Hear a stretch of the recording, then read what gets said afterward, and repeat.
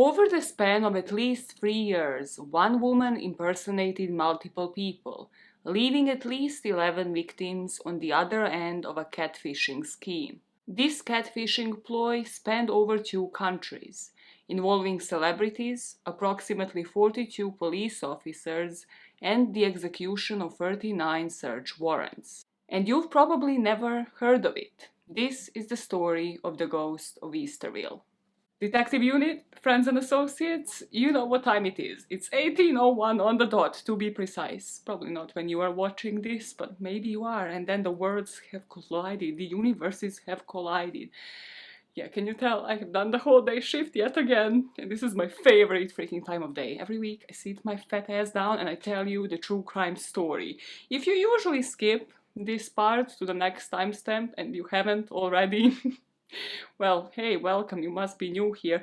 And also stick around, because if you have read the community post, you know I'm looking into changing the channel name and I would like the change to stick, so it's permanent. The immigrant advisor, temporary, permanent, choose it, choose the correct word.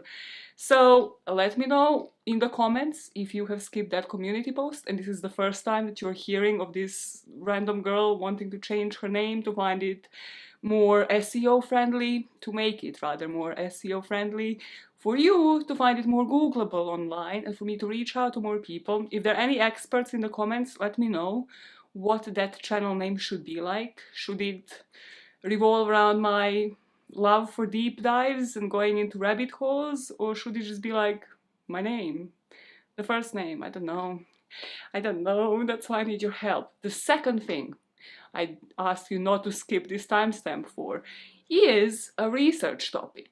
So let me back up. You know how last week I have said I am sharing with you the podcast episode because I have been taking some time to research onto a deeper topic and a Netflix documentary. Well, that research is written up. I just kind of need to structure it, make that script right.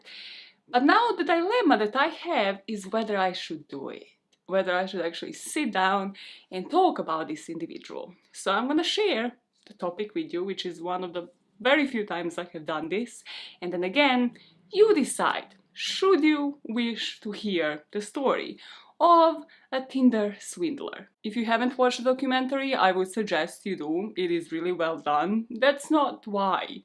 After the documentary, as you know, I like doing deep dives, you know, finding information that hasn't been provided in there.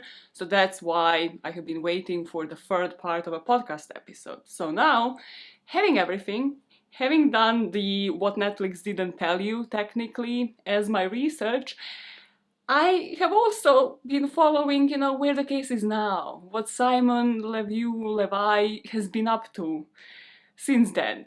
And I'm not sure if I should be giving him more publicity, to put it just abruptly. I would, of course, focus on all of the victims that the documentary doesn't cover, but at the same time, that would mean more exposure to this man who doesn't really need it and has a TikTok account now and has Cameo. Like, who the fuck pays on Cameo for a guy that swindled people? Make it make sense. Make it make sense. So you decide. If you want to hear what Netflix didn't tell you about Tinder swindler, well, that's easy for me. I just need to script it, right? And then sit my fat ass again, probably later this week or next week, and tell you that story. And that brings us to the story of the week, because, as you can tell, that is not the story that I'm telling you. So let me tell you how we got here, how we got to this topic, which is my favorite thing to do. So if you are not newbie to this channel, if you are, by the way, welcome. I'm glad to have you here. You will hear about this obsession a lot. But if you haven't, you have probably heard me speak about my love for 2020. I have done so many cases purely after having watched the 2020 episode on NBC on a show. It's just such an addictive show for me. It's like what reality TV is for so many people. So on Saturday, I was just chilling, avoiding doing actual research on the topic that I have just mentioned because I had the internal struggle of should I do it, should I not? And then I just switched on YouTube and I was looking for another ABC episode, which is, you know, a hard task, finding an ABC 2020 episode on something that I haven't watched. And, you know, in the description, but like one of the suggestions that came up for me was this 2017 episode that was called Ghost of Easterville. And if you are here because of clickbait, because when you see the title Ghost of Easterville, you're like, what the hell is that about? Well, I fell for it too, okay? So we're all in the same boat. So after watching the full episode, then watching a catfish episode on the same case, and then reading through the court documents, we are here. It was just inevitable. It's like, I need to speak to somebody about this, because if I have heard of this case and it made me feel all of the iffy feelings that I feel, then I have to pass it on to you to see if you have the same opinion, because this is insane. And this woman is out. She could still scam people. That is one of the main reasons why I sat my ass down. I was like, no, I need to check the court documents. I need to find all of the information here because this makes no sense. Why is she out? And her interviews, guys, you have no idea what you're in for. So without further ado, let's just dive in. Maya is the name. Go on bed is the game. No, let's run the dumb intro. It's a tradition. It's a tradition. What is Gone Bad, you may wonder? Gone Bad is this series that I do on this channel where I sit on my fat ass and I tell you a story about a person that, like you and me, has just been living an ordinary life up until a certain point when they just snapped. Something just changed. And from that point on, they have committed to the life of crime. Sometimes they stopped and they say they won't do it ever again. And then it's upon us to judge and to make that decision for ourselves. Do we believe them? Do we not? You're in a silly, goofy mood today, aren't you? Yep, our story starts in Easterville. I am smirking because the way that Easterville has been described throughout every coverage that I have watched is like as the most undesirable place to have ever lived in. I have never heard somebody describe the place where a true crime story has happened this way. Our story happens between 2012 and 2017 in Easterville, which is based in Canada and is described as the very edge of the civilized world. With the population of just about 2,000 people, you can kind of get why. People have also described it like the most deserted place on Earth. And here is where we will meet Max and Nev from the popular MTV series Catfish. They just sit down and open up the email the way they do if you have watched the show a million times. And this time the email is from a model that's called Paris Roxanne. And she is the internet celebrity, has a ton of followers, even for 2017 when the boys are sitting down to open up her email. And it's not just that she's famous and that's why they know her name. It's the fact that they have met her before. Paris has reached out to them, this time in 2017, as the person that catfished her before is now out of jail. And she just wants to make sure that what happened to her and another person that was part of this catfishing scheme doesn't happen to anybody else. So looking at her email, Max and Nev recall the story and recall why Paris was in touch with them in the first place. And the story involves another celebrity called Chris Anderson, better known as the Birdman, who was this NBA player who, prior to meeting Paris, has been on a 2-year suspension from the NBA because he violated their drug abuse policy. During that time, he turned his life around. He invested some time in rehab, he also volunteered with kids, and then it all began. The boys remember that Paris had told them it all started with her liking a picture on Chris Anderson official Facebook page, believing that this picture had been posted by Chris Anderson himself. They chatted, they exchanged some pictures. Chris would be sending pictures of himself in the mirror, whereas Paris did send a few nude pictures of herself. Then it all escalated quickly. They arranged to meet up in Colorado to spend the weekend together. And at the weekend's end, Paris would return home and start getting threatening messages. And then her nudes were leaked. Due to the threatening messages, though, Paris did confess to her sending nudes to this man, who was Chris Anderson, the Birdman, and she just fessed up to her mom. She didn't know what else to do. And because of that, the police had been called. And then the police realized that Paris Roxanne has been introducing herself online as an 18-year-old, but rather she was actually 17. Now, because of the threats and because her mom called the cops, the Crimes Against Children investigation unit would get involved. 17. So when I tell my mom, she flipped and called the cops. We start today with that developing story. Investigators seizing computers from the Larkspur home of Chris Birdman Anderson. This is being called an Internet Crimes Against Children investigation. Chris was under investigation for child pornography. Breaking news on the DenverChannel.com involving the Nuggets' Chris the Birdman Anderson. It was all over the news, and it looked bad. As soon as the police got involved and they traced back all of the emails, all of the chats, and the phone logs, they would discover an IP address based in this village in the middle of nowhere called Easterville in Canada.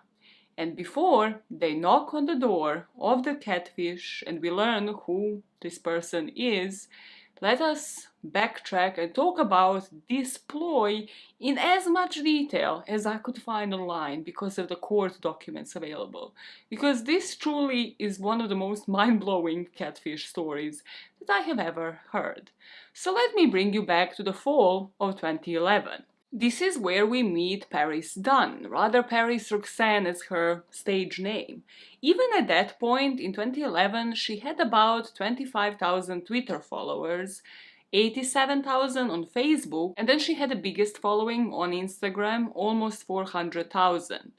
She was 17 years old at the time, and she just started flirting with pro athletes online. Paris definitely had a type. And Chris Anderson caught her eye on Facebook. We had the most amount of information on the Birdman, and I think a lot of it is actually relevant. Like, a ton of it is about, obviously, his basketball career, but I think there are particular bits and pieces in his life that I just can't deny, and people don't really mention them online. And I definitely think that the catfish behind this whole scheme knew about a couple of them, that she had done her research, which just makes this a lot more premeditated than you would even think. So let us discuss the relevant bits and pieces about Chris Anderson's life that we know of. We know that Chris Anderson's family moved to Texas from California when he was only 4 years old. Now, his dad moved the family there on the basis of this loan that he got in order to buy this property, but after only a few months, he just took off with the loan money, meaning that he just abandoned his young wife and 3 children. So, of course, the next couple of years were really just struggle for these kids. Chris and his siblings would get shipped off to live with relatives. When he was 11, he also stayed with his grandfather and was also sent to this youth home that was near Houston. A true country boy. Fans relate to him as a person. There you can see the couple of tattoos. Mark Bryant has represented Anderson from the beginning of his career. He's also a mentor and father figure. I guess I'm probably one of the biggest collectors of Chris's stuff. That giddy family member that collects the stuff. He was touched by young Chris's big heart and hard-scrabble Texas roots. Chris grew up in a boys' home for several years. His mom got him back, and he had a tough childhood down there. In high school, Chris really showcased his talent, so he was quite popular and was also excelling at basketball. So it came as no surprise when, during his senior year, the University of Houston offered him a scholarship. However, then the coaches jumped on, basically saying that he doesn't have the grades to match up his basketball excellence, so he was withdrawn from that offer of a scholarship, and rather he enrolled in a nearby Blinn College. During this college, he was again just playing among the junior college players, and then he declared for the NBA draft. But here he forgot to submit paperwork in time, so again he was declared ineligible. So, unable to return to school now for the next 3 years, he would just be playing these minor league hoops. And then his NBA debut would start when he started playing for the Nuggets in 2001. Here he would be given the infamous nickname Birdman by his teammates. Some say that it is because he moved around so much and played for so many different teams. A lot of people though say that it is because of his long arms and just the leaping ability when he is jumping for those hoops. I know nothing about basketball, yes. Now, Chris was known mostly for his tats, but also whenever he would have a day off, he would stop by this home for abused children. He, as we know, had lived in a youth home, so he would relate to them. He would understand the isolation that these kids struggled with. Most time during those visits, he would just take those kids to a basketball court and he would just sit and joke with them, saying, "If I can do it, so can you." For the next few years, up until 2005, things were looking up for Chris. He was a fan favorite, he spent 3 seasons playing for Denver and then signed a contract for New Orleans Hornets. But then Hurricane Katrina hit. This meant that Hornets, so the team that he had just signed up for, had to move to Oklahoma for the 2005 to 2006 season, and here Anderson was just depressed with this move.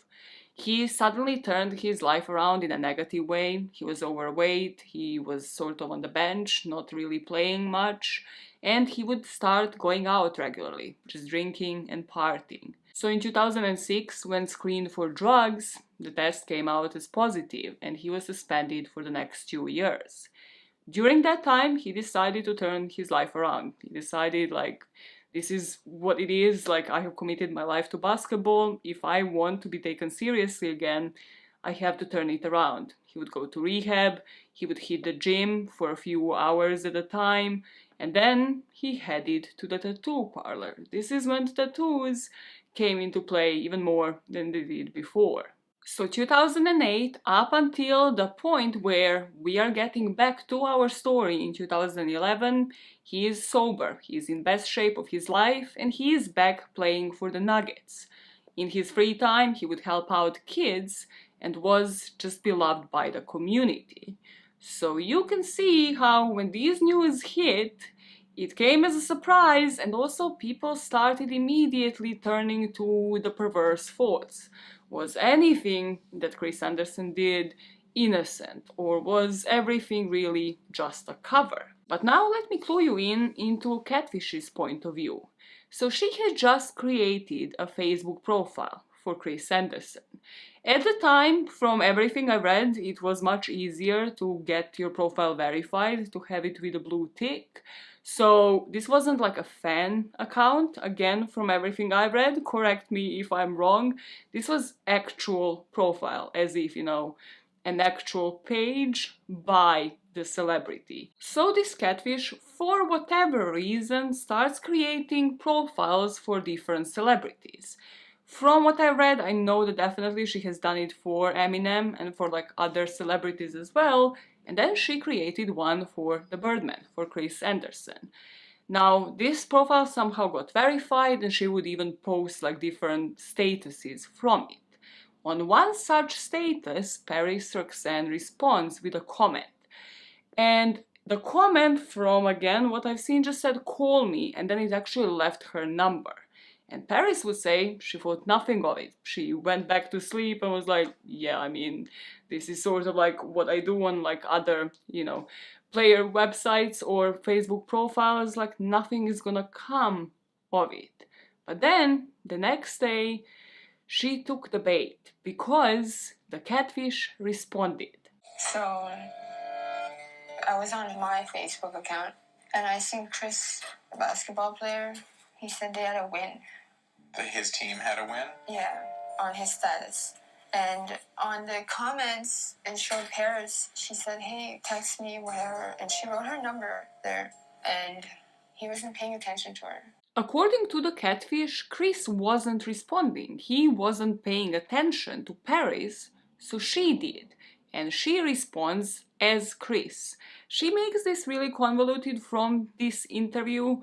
from what I've gathered, she is behind Chris's profile. So she is the one that is responding as Chris, not as herself. Otherwise, we wouldn't be in this predicament.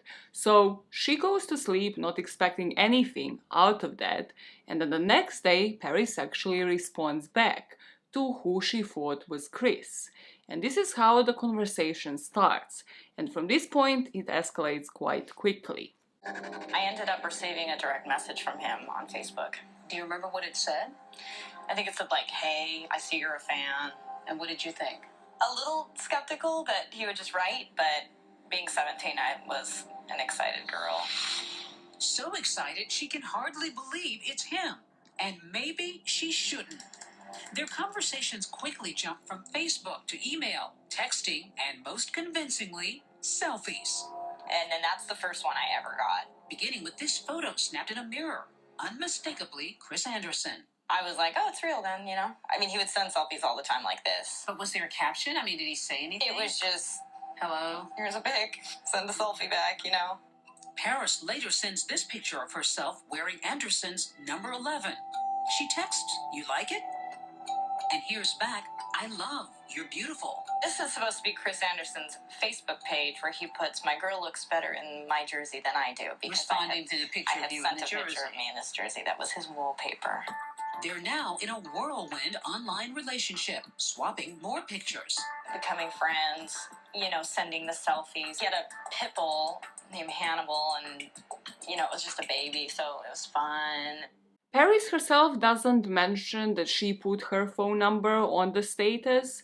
Rather, she says that Chris Anderson got into her DMs, saying, hey, I see you're a fan, and she believed that it was truly him.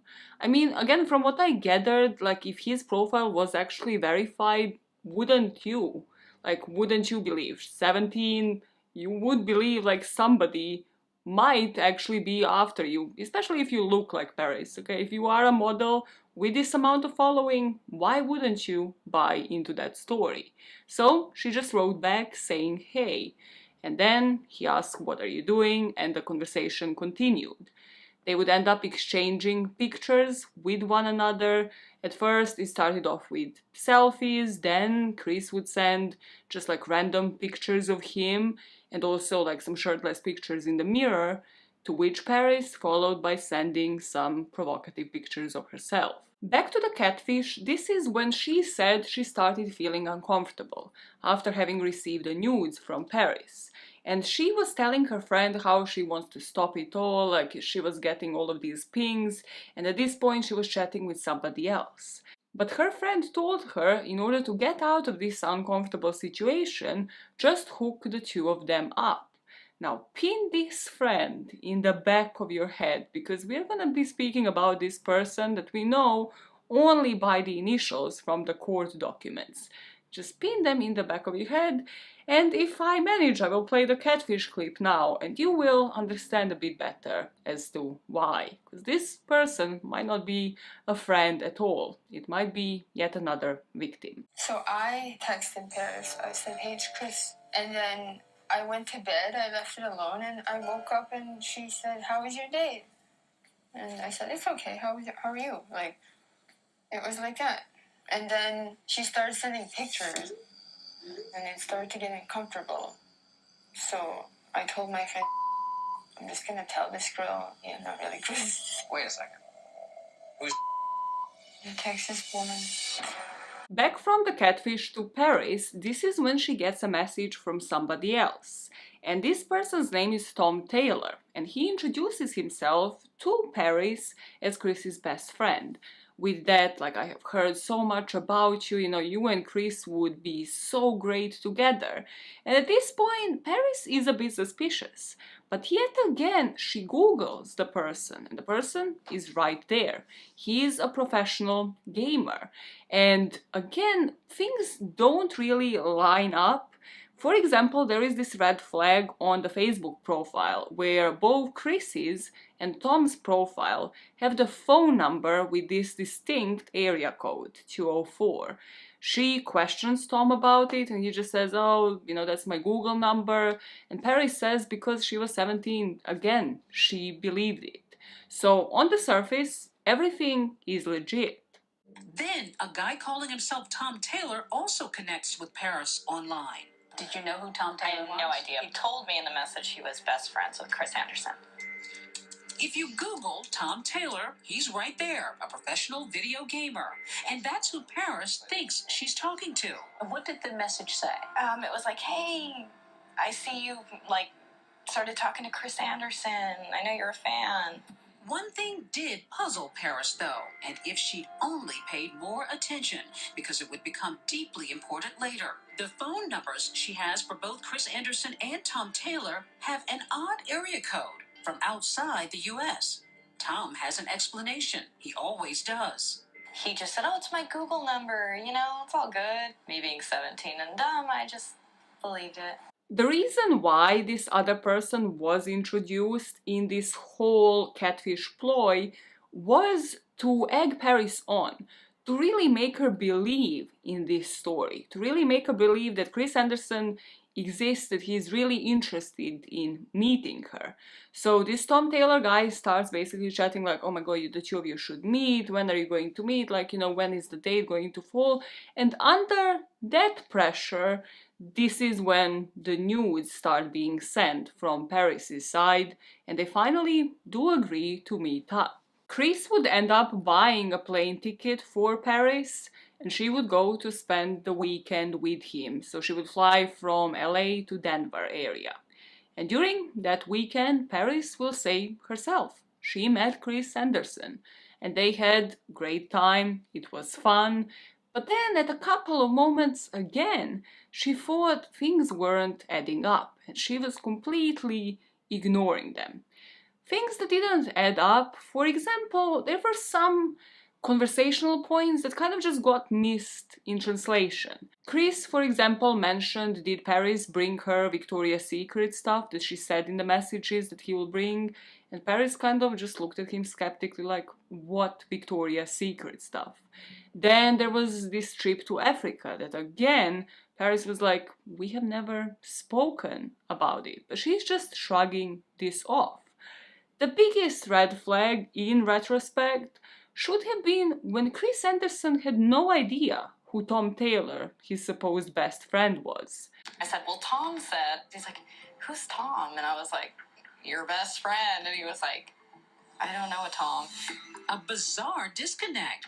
Maybe the NBA player has Paris confused with another woman. That's a big red flag. It was. I thought he was messing around. When he was like, who's Tom? I was like, no. But you don't really connect any dots. Speaking of Tom, the next day he starts texting Paris again, asking her how the night went. So this is still during that weekend, and Paris is still with Chris.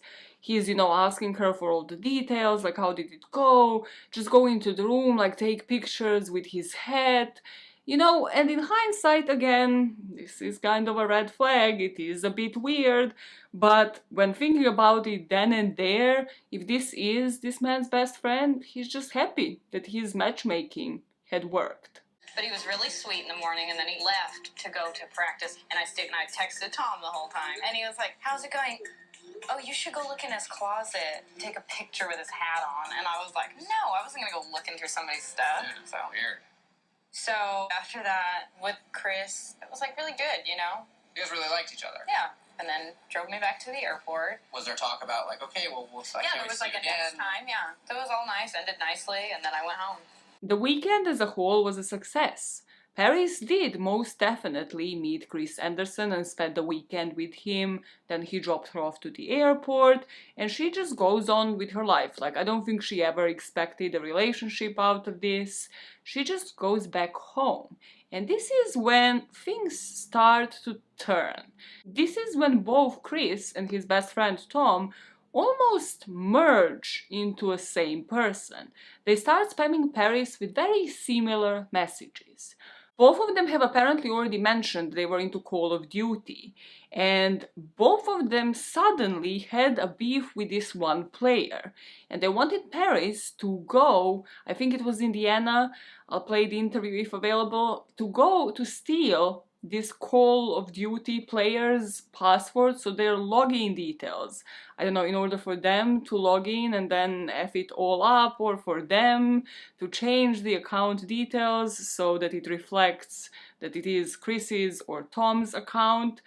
Again, they just started putting pressure on Paris, both of them. So the messages have just completely shifted from the Birdman and this weekend and the two of them hooking up and Tom basically being the matchmaker to just being this Call of Duty, go there, fly there for us, we'll buy you stuff in return, just go there and, you know, get us these details. And Paris, under this pressure, crumbled, and finally she said, no, I'm not doing this. And then Chris and Tom were obsessed with Call of Duty, right? At this Xbox. There's this talk of this guy that Tom can't effing stand. I forget the name of the guy, but he lived in Indiana. The guy was beating him at his game. Beating him on Call of Duty? Call of Duty, and he couldn't stand it. So they wanted to set me up to fly to Indiana to go steal his game account and password, so they can hack it and break it all. So this is the weirdest part of the whole story.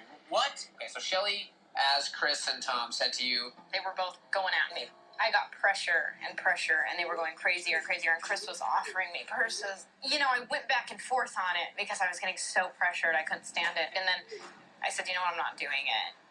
It set them off.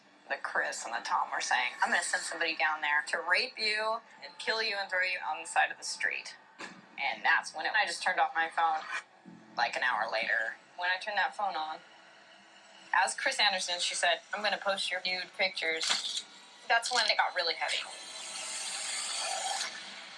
With Paris refusing to go and steal these details, with her refusing to comply, this catfish starts threatening her. Paris starting receiving the messages that this catfish is going to send somebody where she lives, that they're gonna have her raped and killed and thrown on the side of the street. Something just went and just set him off. Are you scared? I was scared. I did not like that. And then another frightening threat. Taylor telling Paris that his friend Anderson shared her nude photos with him. essentially the catfish was using Tom to threaten Paris, to say, not only am I going to physically harm you, but those naked photos you sent Chris, I have them. He showed them to me. He sends Paris a link. She clicks, and to her horror, there are her nude photos, all posted on the internet for anyone to see. And I see just all my pictures, my address, my phone number. And these are nude pictures. These are nude photos of me. All my pictures I had sent Chris. All my Chris Anderson pictures. This is pretty creepy stuff. Oh, God, it was terrible. According to Paris, this next thing came out all of a sudden. So after the threats, this person, as Tom, decided to leak all of the nudes that Paris sent to Chris and Chris only. So from Tom, she received a text message with a link to all of her nudes already leaked. According to Paris, this link also contained the addresses to her house, to her mom's place, to their phone numbers, and this is why she actually went to her mom, because now she knew the threat was real and she was horrified. From the catfish's point of view, however, this isn't really how it happened. From her point of view, she was, after that weekend, still getting spammed by Paris. You know, she did create that fake account and that is where she's getting all of these spam messages, but she is getting all of these pings and she has already moved on. What that means is probably to another victim, as we will learn, but she's now getting annoyed. She just wants to move on and wants this to stop. And that is why she decides to start sending those threats. She didn't mean them, of course. No, when she posted a link with all of the nudes exposed, she didn't mean it. She just wanted to show her, to shut Paris up. I said, prove it. She sent me a bunch of pictures with a dog in his house. And then he flew her home and said, we had fun, I'd like to see you again. Then she freaked out one morning. Paris was swearing at me and calling me all kinds of names. Well, him. Did you I ever... went on Facebook and seen he was with somebody else. With another girl? Yeah. So that would have been a great opportunity to end it. Yeah. But she kept going on. And I was trying to text somebody else and her thing kept popping up. I was annoyed, and I wanted her to shut up and go away. And that's why you texted those awful threats to Paris, hoping she would go away. Yeah. And then to kind of show her that you meant business, you posted those pictures of Paris. Yeah, and I showed her. You showed her, and that's what made her go to the cops. Yeah. At this point, though, and this just shows how calculated this person really is, again, the catfisher just doesn't stop there. She just doesn't decide, like, okay, even if this was a true story, then that you are supposed to believe, and this person is pinging, like it's pestering you, you eventually decide, like, okay, I'm gonna threaten them, and that's it. No. Once, obviously, Paris went to her mom to sort of expose this story, then this catfish created yet another fake account, now posing to be Paris's mom. And as you would expect, this part of the catfishing ploy does involve extortion, blackmail to a certain degree. Because at this point, what becomes relevant is Paris's age. As I mentioned, she was 17 at the time. Now, the legal age of consent in Colorado would be 15. But because of the nude pictures that were shared, and because Chris was rather in possession of those nude pictures, that means that he's in possession of child pornography. The math ain't mathing, I know, that's the way that I have found it online. So at the time, age of consent was 15, but she still counted as a child, as 17, so he was in possession of child pornography. So this catfish decides to create a fake account as Paris's mom and to start extorting Chris. So basically, what she was saying, she's going to ruin his career and life because he's going to be a registered sex offender if this comes out. So as fake Paris's mom, this catfish starts demanding that Chris pays up about $3,000. At this point, this reaches Chris's lawyer, called Mark Bryant. And by this point, Mark basically was like a second father to Chris, rather the father that he never had, because the bitch that was his father abandoned him and his family. So he really empathized with him, he knew everything about his childhood, and he kind of took him under his wing. So when this happened, he knew how this will look upon Chris's career, that this is going to ruin him forever. That there is no coming back from this, because people are going to start viewing him and everything he has done in terms of the volunteering work as something perverse, but also they're gonna look at him as a pedophile no matter what. They're gonna look at it as if he was actually sleeping with kids, rather than a 17-year-old woman who consented to it. So what, man? And it's the girl's mother. What does she say? I know what you did.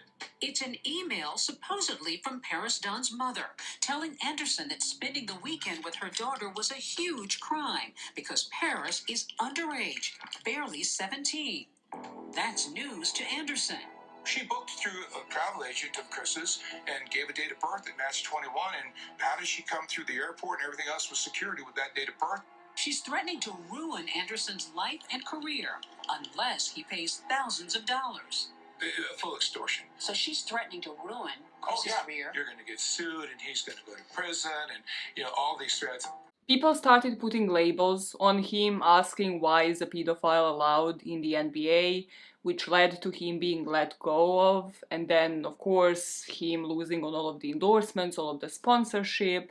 People started speculating, will he ever be allowed back in the NBA? Should he? Because the investigation was still happening. And as you will hear mentioned in these interviews, and as you have probably conjured up in your head already, what the police was going to find once they obtained the search warrant and they finally put him under arrest and they search his house is the communication, is the conversations between him and Paris herself. So of course, on the surface, this looks like the clear-cut case. This looks like he has communicated with Paris, he is in the possession of her nudes, meaning that there is nothing else there to even look at. He is in the possession of child pornography. However, as we know, this is layered. It is layered because Paris lied about her age. It is layered because the lawyer did say that she actually said she was 21, and that's the date that she filled out when she was flying out to meet with Chris. And then, of course, it is layered because of all of the catfishing ploy that took place, and that none of them knew at that point that they had an intermediary in between of the conversations. It was hard on Chris, and people were put labels on him. We always knew you were some kind of dangerous freak. Hey, pedophile, what's up? The negative attention is too much for the Denver Nuggets. Chris Anderson is let go. He lost out on a lot of money, he lost out on endorsements, and I think that was probably the least of his worries. It was his reputation that took such a battering at that time. He felt like he lost that. He lost himself, he lost that ability, he may be out of the NBA, and what is this? So all that just came raining down. People hate when I share my opinions sometimes, and sometimes people start fuming when I don't. So to avoid that, let me just briefly touch upon this, because it did rub me the wrong way as I was researching this case. Do I think on this particular point that Paris had some responsibility in terms of lying about her age? Sure.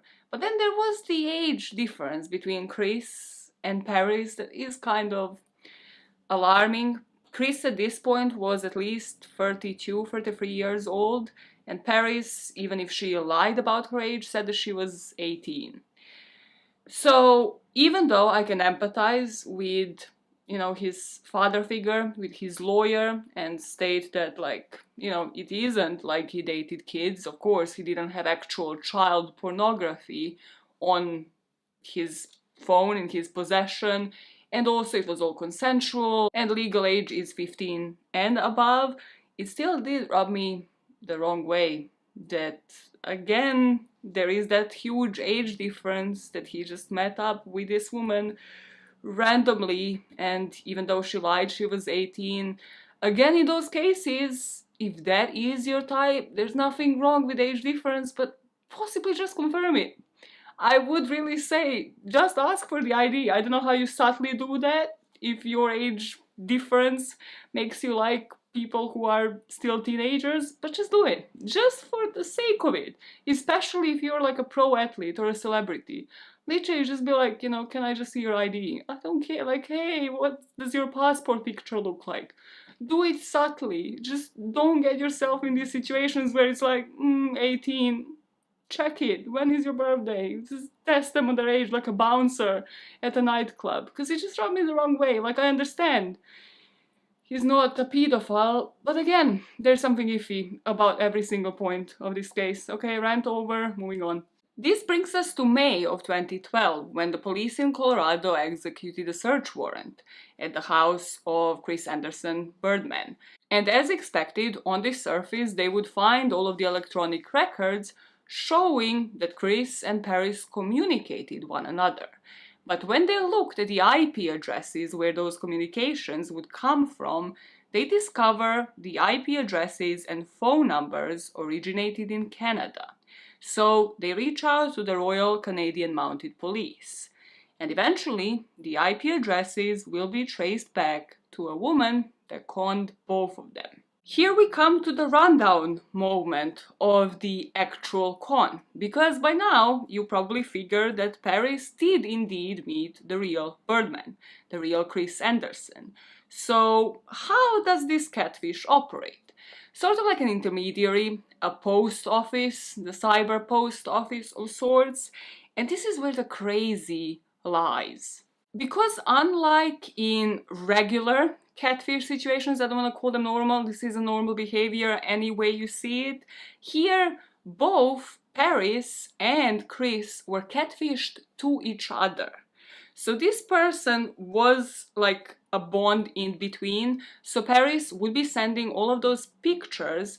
They would go to the catfish who was in the middle, and then the catfish would be sending them back to Chris, and vice versa. Chris is sending those mirror pictures that you have seen, and then this woman is sending them to Paris. That is why there was misinformation, because she would have kind of separate conversations with each and every one of them as she pleased, so that's why, she would be promising Victoria's Secret thing and then maybe forget. to tell it to Paris. Maybe she was just getting off on it. The fact that, you know, oh, they're gonna have this weird conversation and, you know, I have matchmake them. What is going to arise? Is any of them going to figure it the fuck out? But the crazy part of it is they have met in person, right? So when Chris was basically picking up Paris and like dropping her off to the airport, like every part of that communication also had to go through the third party. Yeah, have to, but you get what I mean. It's a catfish that then has to be online at all times, which already tells you something about this person, to then be able to quickly respond to one another about the pickup location, about when are they meeting up, literally about any message, so that none of them figures it out. On top of that, then, with the new character that she had introduced of Tom Taylor, the best friend, that is the direct connection that she had with Paris. Now, this is just a personal opinion on the psychology of this woman after I have literally listened to all of the interviews and obviously read everything. It started kind of forming in my head like, I think she genuinely thought this is how friendships worked.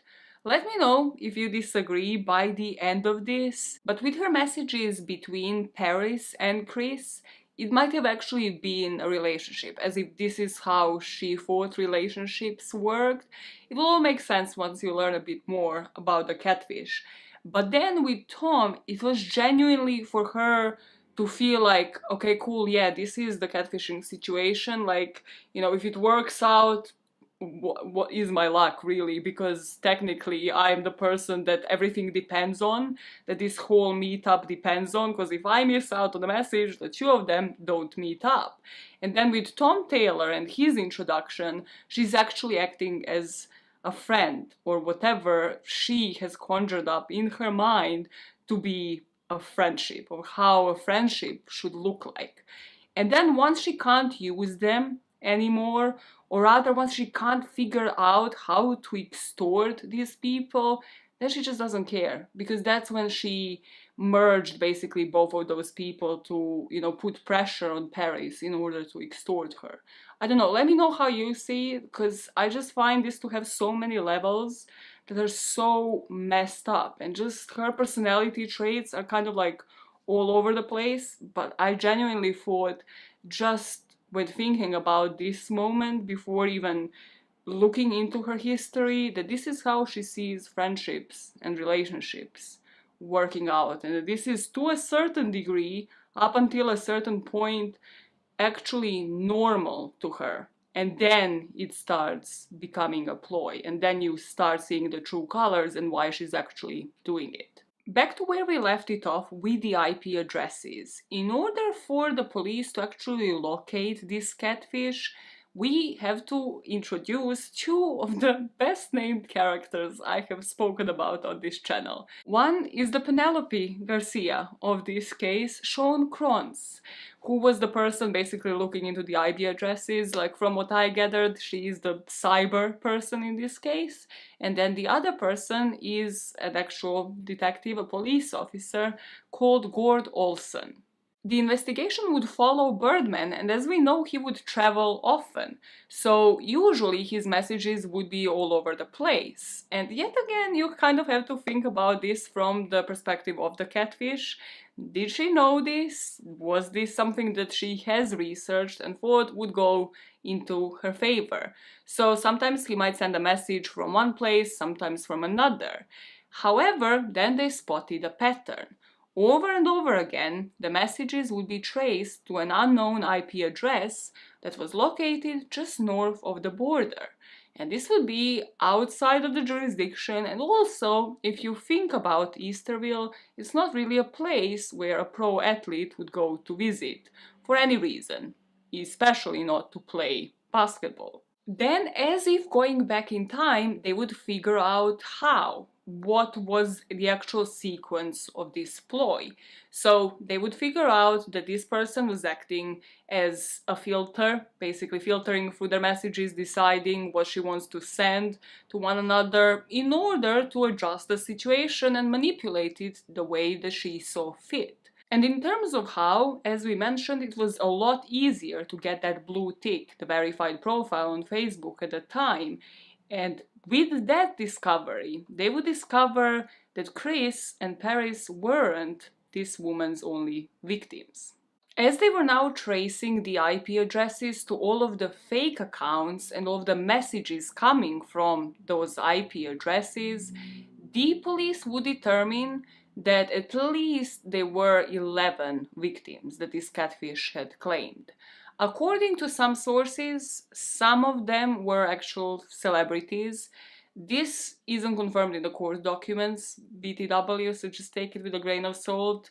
The true victims have only their initials stated in the court reports, even Paris and Chris do, so I'm not sure where these people have this information from. But according to some, one fake profile was of Brody Jenner, who was the son of Bruce Jenner.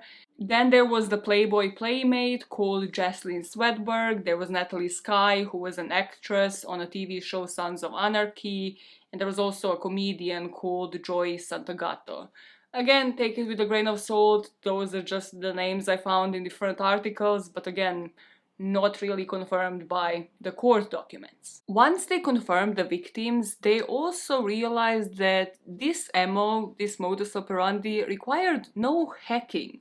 No special skills for this woman to even deploy, just pure manipulation.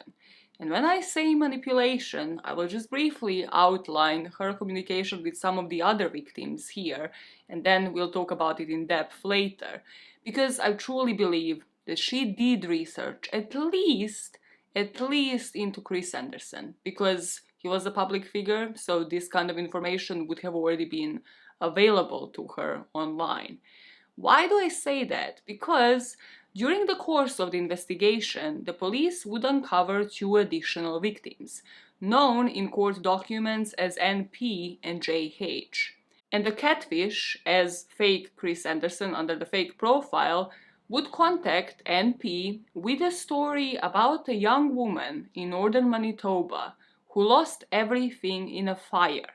So the catfish under the fake profile of Chris Anderson would appeal to NP and to her charitable nature, according to court documents, and convince her to donate about $2,000 to $3,000 worth of clothing. This would be sent to the catfish's address in Easterville. And that brings us to this catfish's longest running con. In May of 2012, as the news broke on Chris Anderson and the police is investigating this, a Douglas County police officer gets in touch with the local police officer that's investigating Birdman. They give them the details of this Texas woman who will be referred to here as JH, or better known as the woman I told you to pin in your head from earlier on. And this woman started chatting with one such Tom Taylor. As we now know, Tom Taylor is this catfish that is just working out all of these different ploys on the side. And the police would uncover that the fake TT, fake Tom Taylor profile was actually involved in a romantic relationship with this woman from Texas that lasted, according to court records, for 8 years. So this would have been her longest running con. And the two of them communicated on a daily basis, multiple times a day. Now, the extent that this went to is truly horrifying. So the catfish would get the recordings of a male voice, fuck knows from where, from whom, and then she would of course then just leave them, send them to this victim JH. She would also get nude pictures from somebody who was supposed to be Tom Taylor in order to send them to JH, to this Texas woman. This isn't where this stops though, because the fake Tom Taylor persona would also create other fake personas, like Tom Taylor's mother, ex-wife, and brother that were used to convince JH that Tom Taylor is indeed a real person. Just play Sims. Tits were not calm. Tits were not calm during this video. Just calm down. Stop, cut the effort, just play Sims. If you have this imagination, if you're imagining this whole family in your head, stop defrauding people, just play online games. Plenty of them. Shelley then seduced her using the Tom character. Once the woman had fallen for Tom, Shelley used Tom to manipulate her to serve as a point of contact in Shelley's blackmail schemes. When Shelley was blackmailing Chris, she ran the money through the Texas woman so Shelley wouldn't be traced. It was diabolical. I've never really talked about this with anybody else. Shelley, as this male persona, really put this Texas woman through an emotional ringer. And when we showed up there and told her, look, you were talking to Shelley Charche, she was devastated. It was like we were telling her that somebody had died. She hadn't figured it out. No. Wow. As always, just as I try to lighten up a story a little bit, it gets really, really morbid.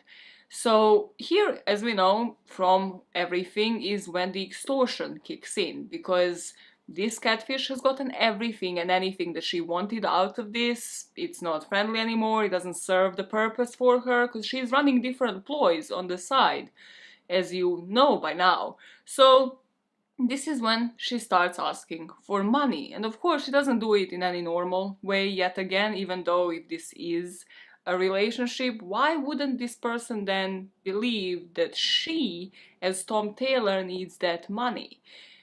Yet again, probably because of her actual skills, because there is always that point of doubt, and there is always the point that she doesn't know how to actually have relationships and friendships.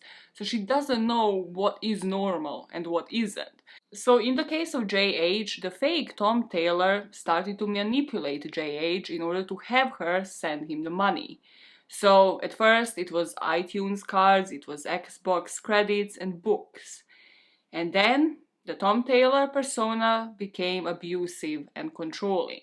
The catfish started portraying this fake persona, Tom Taylor, as a suicidal person, and at the time even convinced this Texas woman, JH, that he had cheated on her. Later in the conversations with the police, this woman would say that sometimes she wouldn't eat in order to send the money to who she thought was her boyfriend.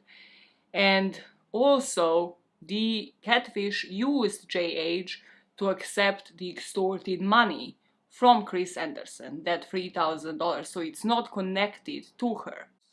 Somehow, guys, this isn't where it stops.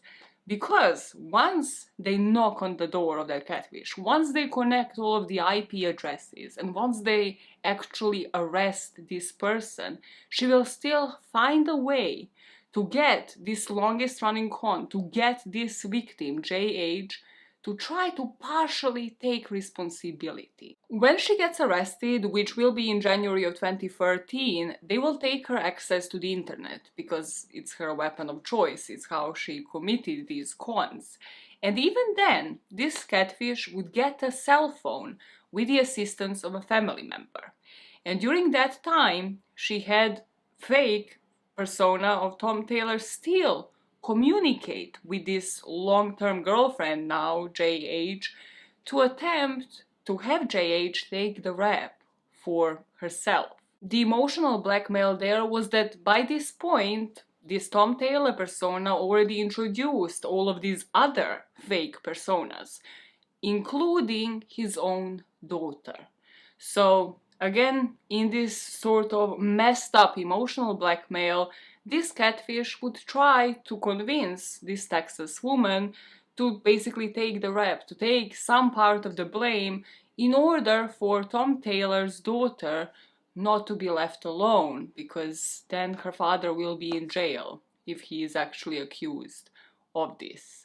Which is so messed up, but also it just shows such a detachment from reality, because the person that is charged isn't Tom Taylor, so I'm not sure how she thought this would go, that she's just going to like fess up to this person, that she is really who she is and that she doesn't have a daughter, but then she's using the daughter for emotional blackmail. It is so convoluted that you can't even.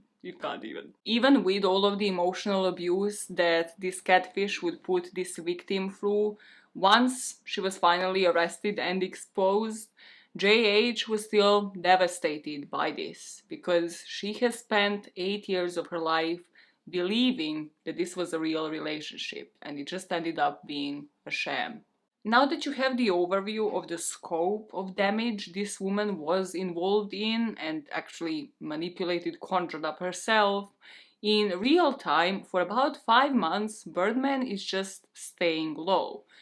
It took, yes, 5 to 6 months for them to actually trace it back to her, for them to actually find out then, one victim after the next. And during that time, as expected, Chris isn't playing for anybody.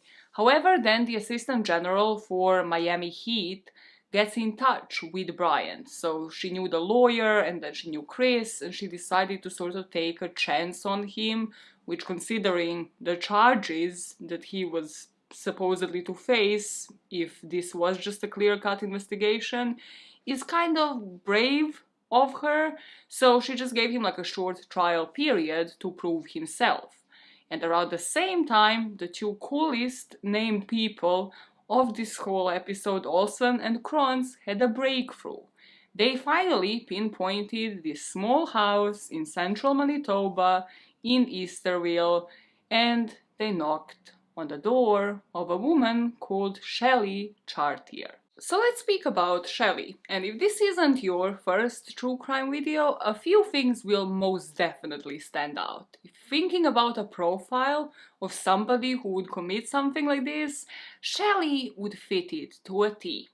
She was an Aboriginal woman from Chemawawin Cree Nation, and this is the First Nations community that's located in the lower region of northern Manitoba, next to Easterville. She would be 27 years old when her offenses began.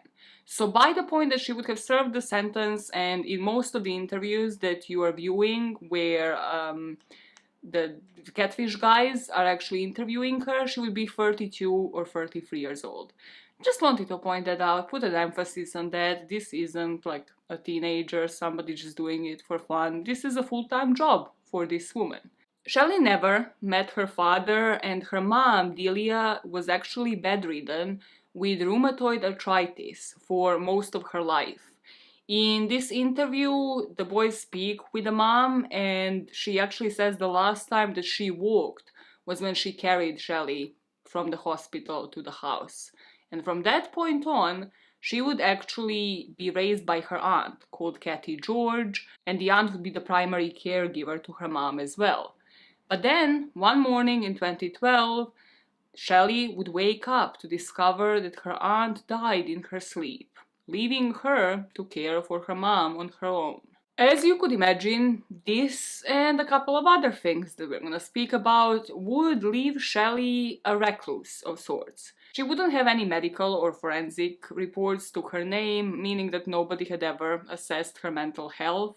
And according to her mom, she had no mental health issues. But in order to take care of her mom, and also because in grade 6 she would be taken out of school due to bullying after having been stabbed in the back with a pencil, she would drop out of school and started living a completely isolated life. In this interview, she would say that she went through a period where she didn't leave her house for 11 years. She tells us she was bullied at school and dropped out at age 12. For so many kids that age, that's what life is about, school. So what did you do with yourself? I got online.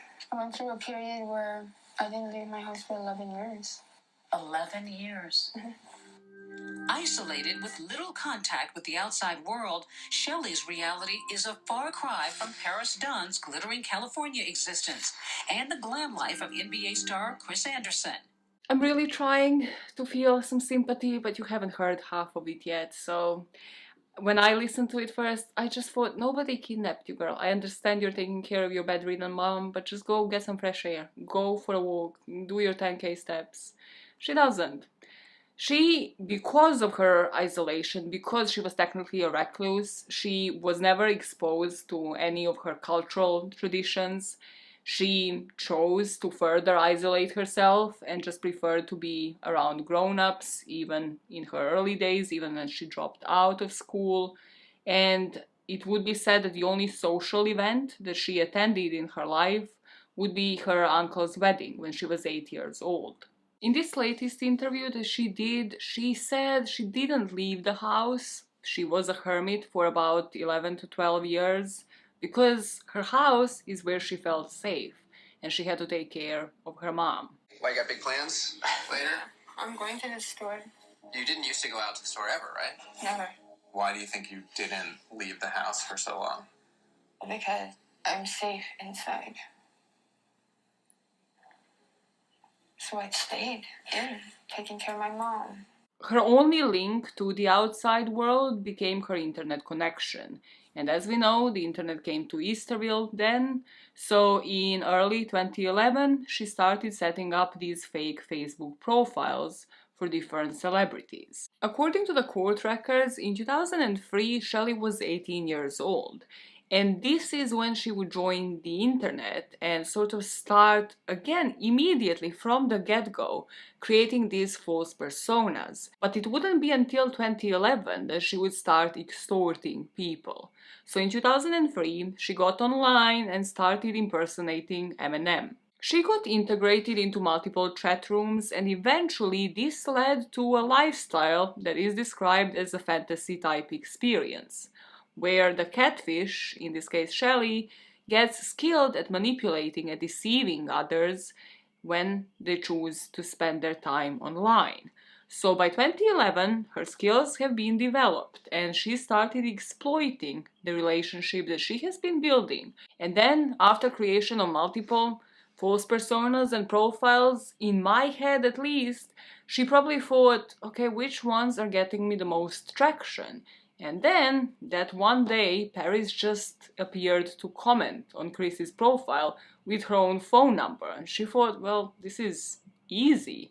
Let me just try and see what results, what comes out of it. We know what happens from that point on.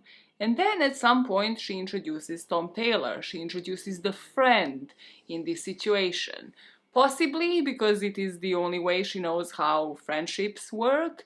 And probably because there's something more sinister to it, because finally she can have the inside information on this whole fake relationship that she has set up. Because then she can know if any of these two parties is suspecting anything, or rather, if the intended victim is suspecting anything at all. The reporter that wrote on this story would say that she constantly tries to downplay her actions, to pass it off on others, and to make it seem as if she was just some innocent bystander who got caught up in all of this. There are a couple of points, in particular in her latest interview that I could find from 2017 for that Catfish episode, where you can just see the display of the lack of remorse and just leave you feeling all iffy and thinking, what should I be thinking about this woman? Should I trust anything that's coming out of her mouth?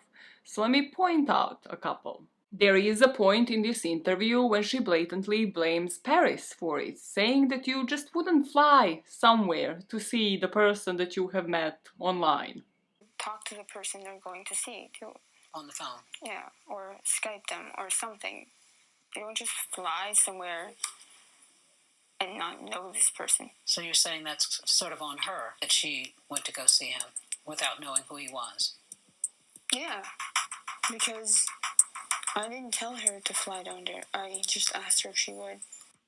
Then we have that whole conversation where she again tries to blame yet another victim, the Texas woman, saying that she was the one that knew of everything, that knew that everything was happening, that knew that she was chatting with the right person, with Shelley, and that she was the one even egging it on to this matchmaking between Chris and Paris. And so what did you feel when you saw that? Really bad and scared.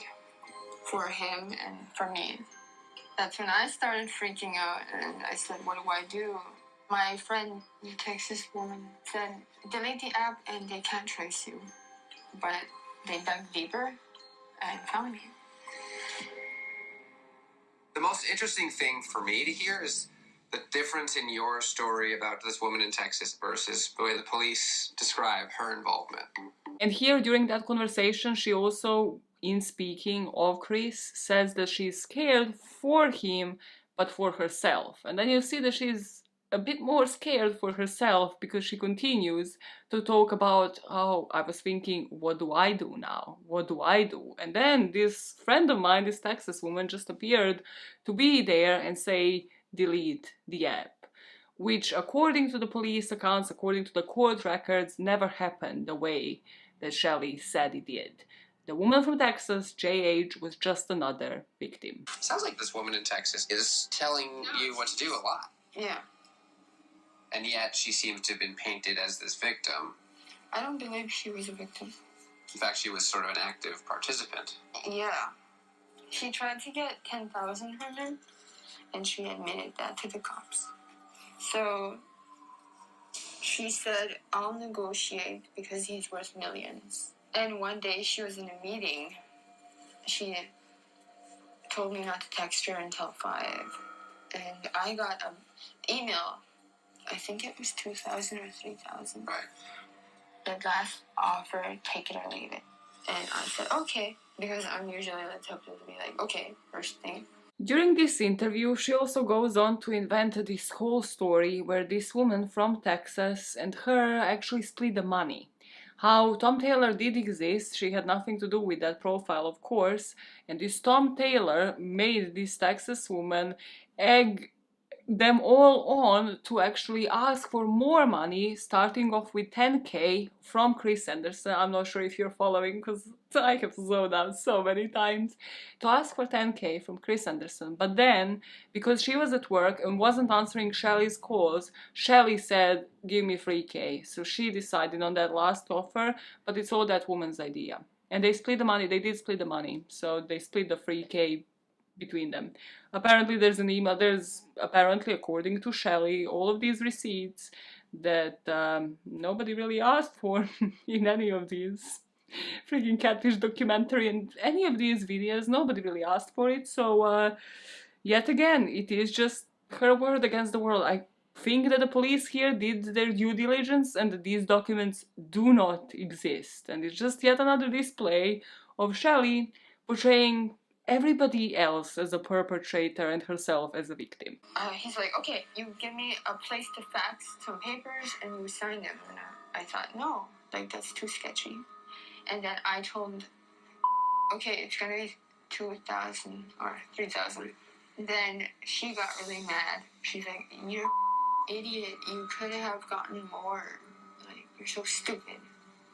So I said, well, just drop it, because he's trying to fax stuff and could trace us. And she said, don't worry, I'm going to print it out at my work, and then I'll just fax it back. So she printed it out, signed it, faxed it back. And she admitted that to the cops. If that's true, and this woman from Texas was trying to get you more money, was that because she thought she'd be getting some of it? Oh, she did get half. You were going to split it? We did. They did split it. You did split it? Yeah. And What she said that Tom Made her manipulated her into doing it. She also admits to never thinking that Paris or Chris will ever be emotionally scarred. Rather, she just went back and forth because she's stupid. She didn't know anyone in the NBA, that wasn't like her target group or anything like that. She just thought it was cool. This meant that at first she wanted to see if they will believe it, and then, if they will, she doesn't know why. No, I did not think of the emotional scarring, I guess, like on Paris. But yet you continue to go back and forth. Mm-hmm. How come? Because I'm stupid. Just plain and simple. And I've never known people like that. I never knew anybody in the NBA. And I thought that was cool, I guess. I find her repeating that she's stupid to be particularly interesting, because she does it in this interview and she did it in the earlier one for 2020, and I just find it bizarre because a lot of people that aren't qualified online, including me, do think that she has some sociopathic traits, that there's not much empathy to this woman, that she just beyond not knowing how the world works because she was a recluse. Also, there is something to her personality traits. Again, never diagnosed or anything like that. However, I feel like she's trying to replace the lack of empathy that she has. She's trying to replace all the feelings that she probably again thinks the world sees that way with saying she's stupid. So instead of saying, I'm sorry, oh my god, like I'm gonna work on myself, she just brushes it off being like, I must have done it because I'm stupid, without any actual reflection or understanding of why what she did was actually so messed up and so wrong. Back yet again with that knock at the door that resulted in a search warrant being conducted in that house, with them finding out that that is indeed the IP address where all of the communications with all the victims have come from. Shelley has finally been charged. Now she will say that she pled guilty because she was pregnant at the time, never confirmed from, again, anything that I have seen, and from, again, her interviews, I don't think she still has a child, and that her husband was there. So she didn't want to leave them alone, this baby that she supposedly was to have. So in court they told her that if she pleads guilty, she will get house arrest. Again, Shelley's words, confirmed nowhere. Now, if you're thinking, did we miss out on a couple of steps here? Where did this husband come from? Where did this child come from? Well, I have the answers for the husband because that literally did come out of nowhere. So she will be brought before the court to be sentenced for extortion, uttering threats to cause bodily harm, fraud under 5,000, and 4 counts of personation between 2011 and 2013. Now, before that trial even begins, she ends up meeting a boyfriend. So, in the middle of all of her scams, this is sometime in 2013.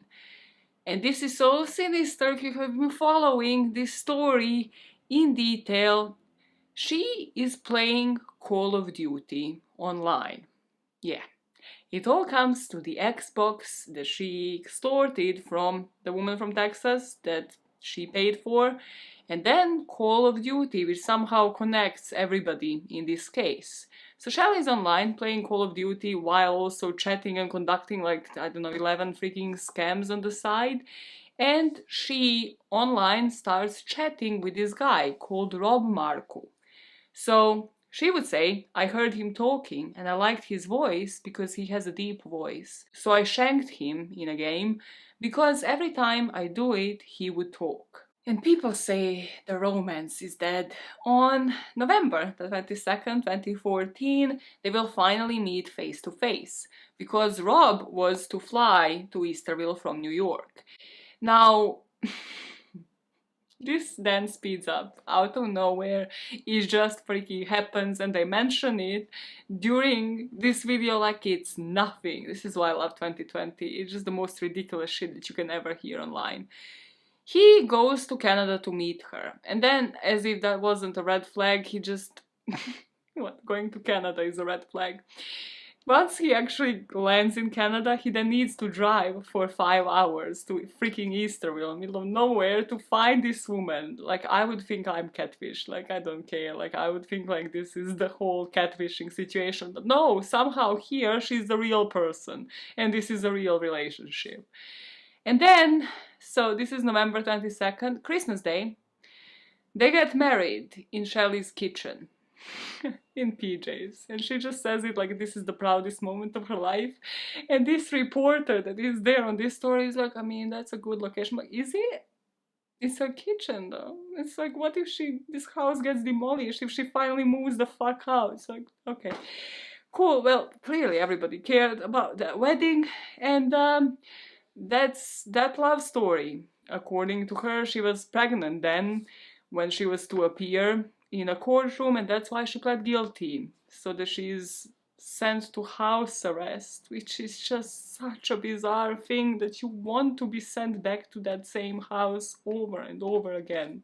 Because Shelley lives in the alternate universe and nobody actually promised her the house arrest because she's facing 7 counts of just different malicious things: fraud, impersonation, extortion, uttering threats, in August of 2015, the community center in Easterville is transformed into a courtroom just for her. And here she is finally to face the justice for her crimes. So now we're gonna speak about the trial and the aggravating and then mitigating circumstances, where we're gonna find a bit more about the victims and about Shelley. I will be putting the screenshots of the court documents on the screen if you want to read in depth, because I realize this isn't as short of a video as I intended it to be. So, in terms of aggravating circumstances, they looked into the impact that she has had on the victims' lives. So starting off with Chris, here the courts had to consider the impact she has had on his reputation, the fact that she caused him to lose his playing contract, his marketability, and the ability to give back to the community through working with underprivileged children. Because of the charges that he was facing, Shelley also came close to ruining everything that he had worked for all of his life. In terms of Chris and the offenses against him, they also looked at the fact that she just had no insight into the crimes, into the scope and the gravity of the situation, and that she has showed no remorse. Just like with Paris, here she thought she deserves to be recognized for the crimes, for the influence of the crimes that she has done. In particular, with Chris, it was his contract with Miami Heat. She stated, "It was a good thing, doesn't it seem like it? For me, it's not." She then pointed out that it wasn't her who phoned the police and told the writer of the pre-sentence report. "I never say I'm sorry. I don't say bad things to people unless I mean it, so I don't have to say sorry." The court documents then point out that she did say in court that she is sorry for all of this, she just doesn't want to go to jail during her pre-sentencing, when she thought she was going to be put on the house arrest, so that means that she has no insight into the fact that she was using the victims in the players in this fantasy world that she has thought of. Instead, her regret is focused on the possibility of jail rather than the position that she put her victims in. The courts have looked into the offenses and in terms of charges, what kind of sentence she should be serving. So whether it should be consecutive or concurrent. Concurrent meaning served at the same time.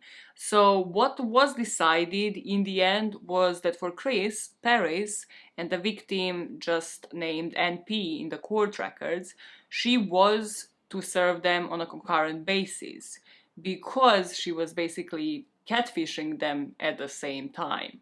Now the other two counts, so the personation of Tom Taylor, I forget to emphasize that Tom Taylor is also a real person here, that he is a professional video game player, that she had just again took just random person's identity just like she did with Chris Anderson. And then JH, the woman from Texas, her longest running con, there she is to serve these sentences in a consecutive way. This is because these offenses were perpetrated over a longer period of time and also impacted victims in a different kind of way. With both of those also, what the prosecution really had going for them were the aggravating circumstances, when you think about it. Because here they had the relationship built up that lasted for a longest period of time. They had this whole introduction of the other personas, especially with Tom Taylor. They had also the emotional damage, the emotional abuse towards JH, towards the woman in Texas, and trying to get them to take the blame for her actions. So all of these counted as the aggravating factors for Shelley. The courts summarized those as the magnitude, complexity, duration, or degree of planning of the fraud committed as significant.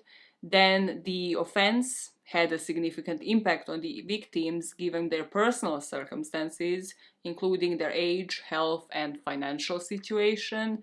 And finally, that Shelley concealed or destroyed records related to the fraud or to the proceeds of the fraud.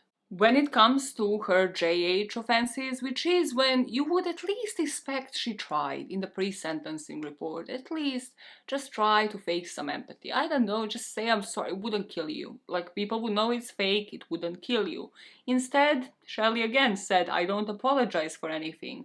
I try my best to avoid people so I don't get in trouble with them, and avoid situations so I don't have to apologize for anything. If there is anything I can do to prove I'm sorry, I will. I want them to know I'll do anything. I don't want to go back to jail. Given that she also tried to convince JH to take the rep, to take the responsibility for her own actions, this would just further add to the list of the aggravating circumstances that they're going to look at because of her lack of insight and remorse. Then if you think about the offenses against Paris, yes, we have the personation of her own mom, but we also have the actual threats of bodily harm that were taken seriously because they were made with somebody who had the power and who had the information and who had the leverage in this situation. And finally, when they looked at the victim NP, which debatably was impacted the least, the fact that Shelley again tried to play to the charitable spirit of this woman, tried to again use Chris Anderson's background. So this is the one where supposedly Chris's somebody lost everything in the fire and then this person was to donate, and because she was such a fan, she did. Again, because she played to the charitable nature of this woman, and again, it was callous because she knew of Chris's background and used his own details, his own side. This, again, was added to the list of the aggravating circumstances against her. With the plentiful of aggravating circumstances that we have just gone through, the prosecution would argue that Shelley was motivated by a financial gain. They acknowledge the few mitigating circumstances that we are yet to talk about her rough upbringing, about her being a recluse, and have recommended a sentence inside of a jail cell for a period of between 16 to 18 months, to be followed by 2 years of probation. Now, the defense would, of course, try to make this woman look human. I don't know how else to say it. They would say that in the light of blinding poverty that is evident from her background, her motivation in order to extort people for financial gain should be put into that context. Come on, you get it. She extorted money because she was poor. They also said that yes, even though she was reclusive in the last number of years, her world is now changed with the addition of a husband, and therefore house arrest would be meaningful to her as a punishment. Now, onto the mitigating circumstances. Here, this is so interesting to me, because again of her motivations. So, they have given such toll, such weight to her pleading guilty. And I understand why, from the victim's point of view, so that, you know, the woman from Texas didn't have to actually travel, which would have taken even further emotional toll on her. Paris's mom then didn't have to testify or, from what I've seen, even make a statement. She saved inevitably a lot of police money, resources on a case that is literally as black and white as it can be. So that part I understand, but we know why she pled guilty. We know that, again, she pled guilty purely for her selfish reasons. Purely because she has a husband, she was pregnant, she again wanted to stay at home and not go to jail. So if you again consider motivations there, they should kind of be put towards the aggravating circumstances, if you ask me. But again, because of the impact this had on the victims and it didn't provide them with any emotional damage, it was considered mitigating circumstance. And now, again, something that they have to look at is that she had no previous criminal background. Well, some would say that she was plotting this ever since she was 18, but yet again, she was never charged, never caught and brought to trial before. They also took into consideration her family life, the fact that she was taking care of her bedridden mom, that there were some alcohol addictions, according to court documents in the family, that she was never raised with the guidance of her dad, and according to the court documents, her computer usage became criminal around the time that her aunt had died, and we know that the aunt was basically the parent. She was the caregiver to her mom, and she was the one who took care of Shelley when she was younger. And finally, and I am so glad that this was included as a mitigating circumstance, because out of everything it should have been, and that is the shame to the community. Her circumstances as an Aboriginal offender. So her arrest, it was public, it was probably the only thing that was even remotely dramatic happening in Easterville back then, caused a great deal of media attention, and media attention towards her home community. This in turn resulted in the community feeling that they have been negatively and unfairly judged by the outside world. They had to take into consideration that Chemawawin Cree Nation shows the impact of colonization on Canadian Aboriginal culture, so that this community was already dealing with a number of issues like substance abuse, family violence, high unemployment, even before this has taken place. So in context, the Supreme Court of Canada directed the courts that they should consider the unique circumstances of Aboriginal offenders in a way of contextualizing her background. The court was to take notice of the history of colonialism, displacement, residential schools, and how that history then continues, in particular to her story, how it applies to lower income, to the fact that she never had a job, to the higher unemployment rates, and then, just in general, how recluse she actually was. In context of the Chartier family, the effects of colonization had an impact on them. Her grandparents were actually residential school survivors. Shelley grew up in poverty, and even though she wasn't impacted by substance abuse and domestic violence herself, she was impacted by the fact that these things were happening around her, in her own family. And that resulted in all of the reclusive tendencies. In some way, it translated in her just wanting to shut down from the world, and she herself said that home is the only place where she felt safe. It is likely, taking that into consideration, that she turned to this fantasy world, to the internet, as a coping mechanism to deal with the real world that was around her. And in that respect, they had to take that as a mitigating circumstance, because in the context of her background, that brings some perspective to her present behavior and circumstances. Then came along Shelley's sentencing, and the whole reason why we went through the mitigating and aggravating circumstances here, beyond the fact that that's pretty much the only thing that is mentioned in the court documents, it is in order for you to understand why she got the sentence that she did.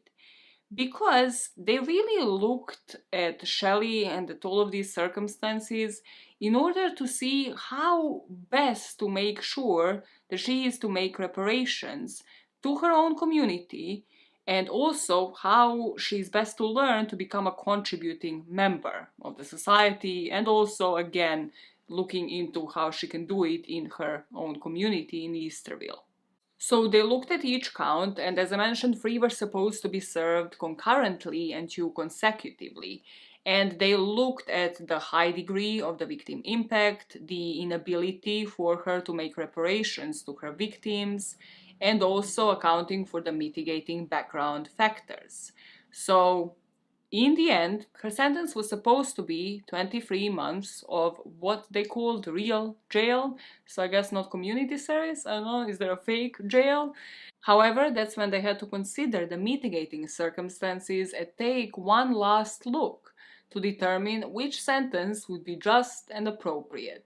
And they decided to give her 18 months in jail and then 2 years of probation. The conditions of her probation are as you would think they would be, so to keep the good behavior, not get charged again, no contact or communication directly with any of the victims, notify the courts if she's to move anywhere, change of literally anything, and then, finally, she doesn't have access to the internet except for educational and employment purposes, while under the supervision of probation services.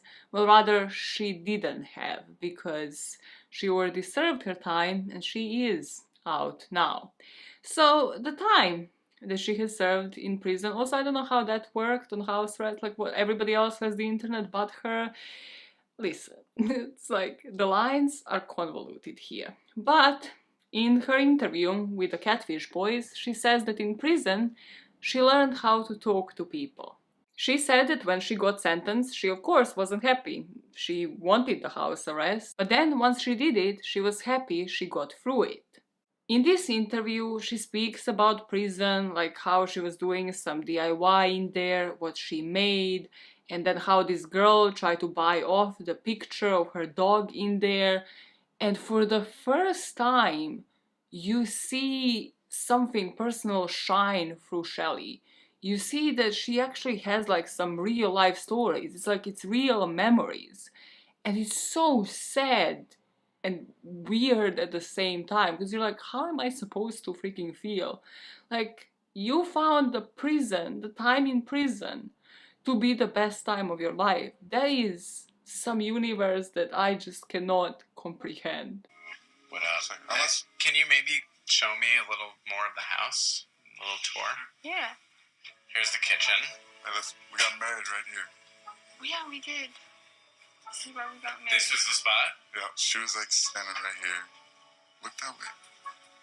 Do you want to see what I made in jail? Yeah. That's beautiful. Oh, here's a picture of my dog. A girl in jail tried to buy this picture off of me for chips. She's very happy. Out of those 18 months, she would end up only serving 12, and then she was released to serve probation outside in October 2016. She then went to serve 2 years of probation. And according to even the Catfish episode, I think, was the last that was done on this case, a lot of people still think that there is an active warrant for her arrest in the US because some of her charges have happened there. The Texas woman, for example. And there is where they want her to go. A lot of people online, because she would get 24 to 48 years in jail. The difference in justice system is a bit off. But this is really where this story dies down. So let me tell you where these people are now according to the internet, and then wrap it up with some final things to ponder on and the real reason why we are here. Will Shelley reoffend again? So in terms of Paris, the model, the latest I have seen is that she has married this guy who is 72 years old and he's 75 and she is 27 or 28 now. I think her birthday is actually today, on the day I'm recording this, which is insane. But hey, she married this American Pie singer, Don McLean, who has a star at the Hollywood Boulevard from literally the one single article that I have read. And that's pretty much that. She is still an internet personality. She posed for Maxim and she's living her best life, I guess. Birdman was traded to a different club called Hornets in 2017. Then he went to play for Big Free. So I looked at this, I don't fully understand it, so let me read up on this. So Big Free is a free-on-free basketball league that was founded by none other than Ice Cube. Birdman excelled here as well, and he won the league championship in 2018. He was named their Defensive Player of the Year for that season. He hasn't really made headlines recently either. From what I've seen, he is now engaged and he's keeping a low profile. So let us end this the way that the Catfish episode ended. Shelley did sit in front of the Catfish guys. I believe I have pronounced Neve's name wrong.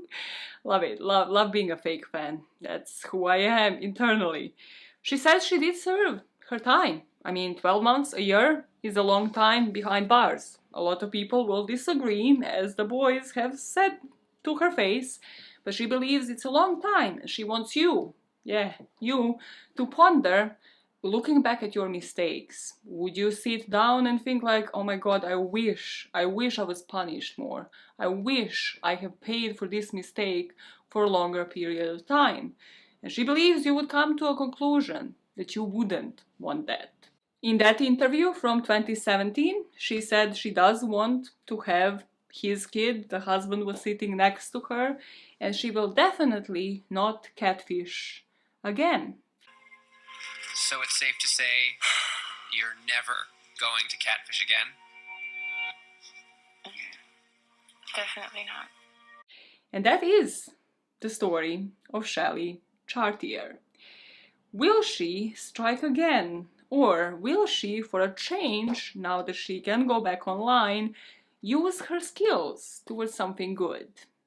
We haven't really heard of Shelley Chartier, and that is why I have done this story today. Since then, I tried to look it up, has she been up to something good, something not really good? There was kind of a documentary done for her, again in 2017, and that is really where this story just dies down off the face of the earth, of the internet completely. So the question is off to you. Will she reoffend again? And if so, when? Because there's been a grace period, There's been a couple of years now, and she apparently hasn't. She has followed, a different kind of pathway. I just find it so iffy. It's just the universe of Shelley Chartier than like the rest of the world, and they're not on the same wavelength. I just wonder what again would need to happen for this woman to get online and to reoffend, or maybe is she again that good that she has just been getting away with it and we just don't know about it? You let me know. I truly don't know, because there's so many personality traits with this woman where I just see it as a sort of addiction. Unless she has somehow now gotten counseling, I think it was part of her probation from what I've read. She got some mental health help, like she's in an actual normal human relationship with this husband of hers and has kind of maybe reached out to make any friends or anything and knows more of how like real life works. If she has established any healthy real life relationships, I would believe, I'd like to believe, I'd really like her not to have scammed anybody or scam in the future ever again, because this was insane. This is just one of the most calculating, just gut-wrenching stories that I have heard about in the longest time. It just goes to levels. To some levels where you have to think like, can she really stop? Can she really stop after only spending 12 months in jail? It's just so layered. It's so insane. So you guys let me know what you think about this one. And I'm gonna do my usual Tuesday run to KFC if it's still open for a hot chocolate, and then, I don't know, do a walk run. Yeah, walk run isn't usually a terminology people are familiar with. You wanna explain what a walk run is? It's the run where I can't be asked, so I walk half of it. It's pretty simple. I think they got it even before you actually explained it. You got it? You got it. Sick. Let me know what you think about this one. Oh boy, the editing is gonna be a bitch. Is your little thing twisted also because of how you hold your devices? We had this talk. Have you watched every single video? If not, jump on it, like and subscribe, share, you fuckers. Okay, yeah, that is the good way to end it. Want to call people fuckers. So tired. So tired of life. But we move on. Yeah, that's how we do it. Bye guys. What was this ending? Please, what about what? Yeah.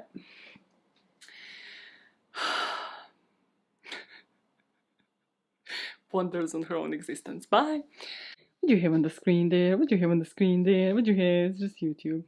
What is it on YouTube? What is it? Let's go into my private resistencia. Okay, okay. Zoom in on the candle for no fucking reason. Look at the things you don't see. It's dirt, it's mustard or whatever. It's mustard. Actually, see, look at this. It's agata. Okay. Are you okay today? No, clearly not. Clearly not mentally alright. Bye guys.